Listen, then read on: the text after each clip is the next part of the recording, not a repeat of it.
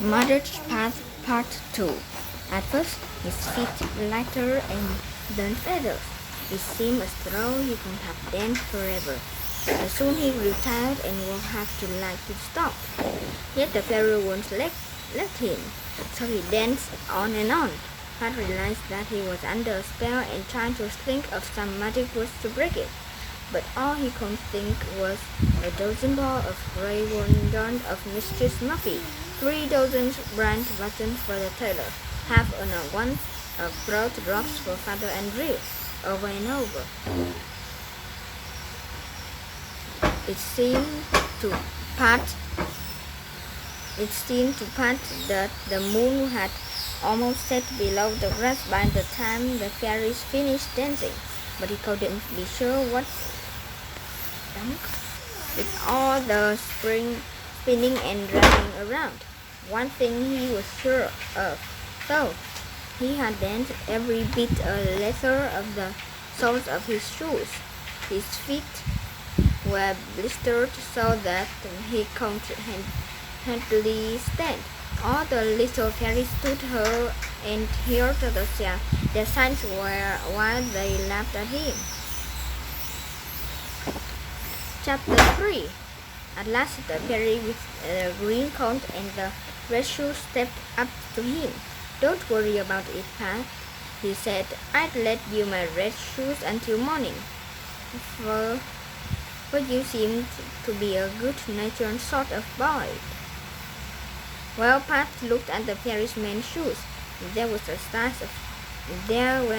of a baby.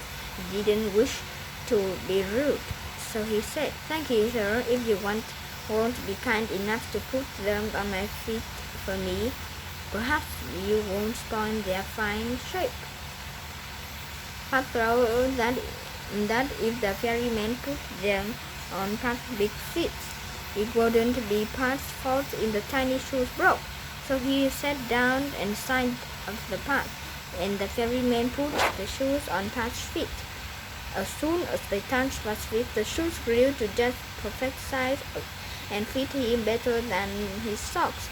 In addition, when he stood up, he didn't feel his blister at all. "Make sure you bring them back to the path at sunrise," said the little man. Then Pat climbed the ditch and looked around. All around the roots of the bushes and in the grass were jellies of birds. "Did you want to help yourself, Pat? Or will you take what I give you?" asked the little man.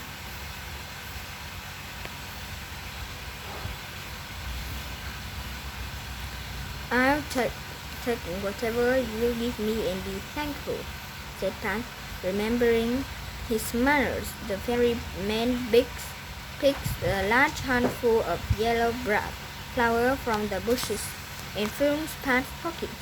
"Make sure you keep those, Pat," he said. Pat wouldn't have liked some of the cherries, but he said nothing.